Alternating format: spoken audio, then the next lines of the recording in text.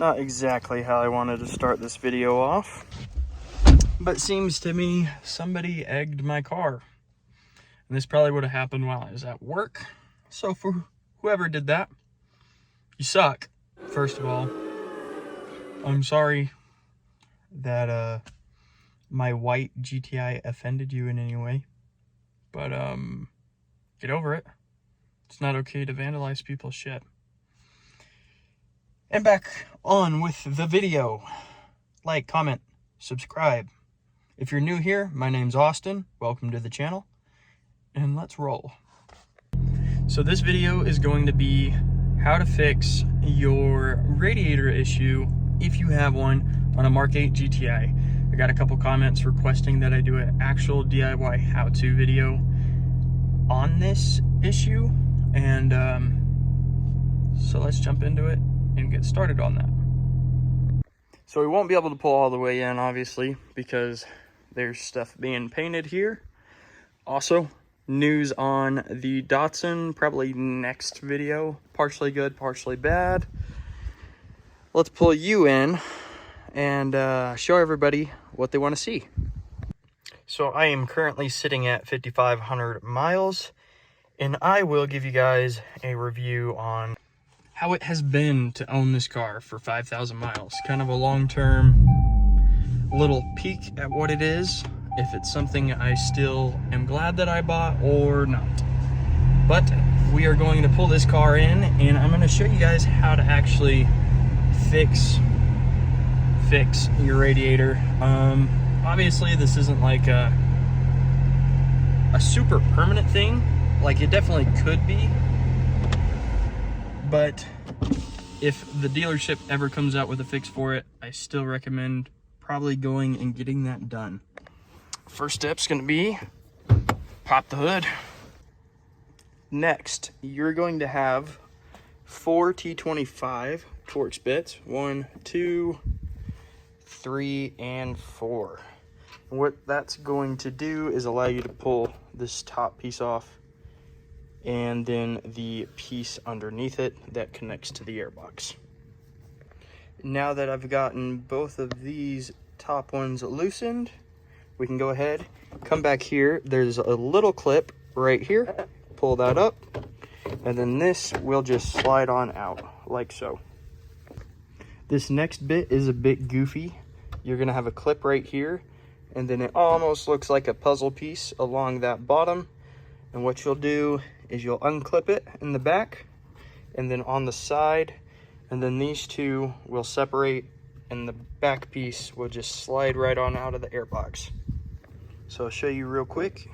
That tab that I was talking about earlier, you just pull up right there and push the top of it in, and then it just pops right up, and then you'll have access to just pull that on out. And it's a little bit tricky to get back in, but it's not bad. Just kind of reverse the steps that you are doing here and make sure that tab, those two tabs right there, get clipped in, and then this tab right here. So now that we got those wonderful pieces out of the way, we can come in here and actually see the fan shroud and a kind of this radiator cover itself. Let's try and get you to focus. And then what you're gonna do is it's got these kind of,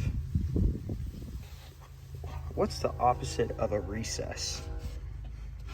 I have no idea. Anyways, you have these holes right, I can't see. You have these holes right there in the actual fan shroud. So what you'll do is you'll drill a hole right on top of each one of those. That way, when you go to zip tie it up, you have something to feed it through. And there's only 2 spots to do this, which is the 2 spots I have shown. I guess there's technically 4, but the driver's side has not been an issue for people, at least that I have read. If it's been an issue for you, let me know down below, post about it on forums. I'll let Volkswagen know that they need to fix this, because it's kind of ridiculous that we go out, spend $30,000+ on a brand new car, and have to worry about our freaking coolant hoses getting rubbed through in our radiators coming detached from the brackets, and it's crappy. It's really crappy. But now that I've ranted a little bit, as you can see, it's pretty freaking sturdy. It wasn't a problem before. It wasn't something I had run into, but like I said, I took a trip and I didn't want to risk my pregnant wife and I being on the side of the road in the middle of nowhere. So that's why I went ahead and just did it kind of as a safety measure, precaution, because it was a 700-800 mile drive that I didn't care to be stuck on. But we're going to throw this back together, and I guess that's pretty much it. It's not a hard thing to do. It's not a fun thing to do since you've just bought a brand new Volkswagen GTI, but it'll save you a headache if your little bolt and bracket decide to wiggle loose. This will save your rear end, at least for a little bit.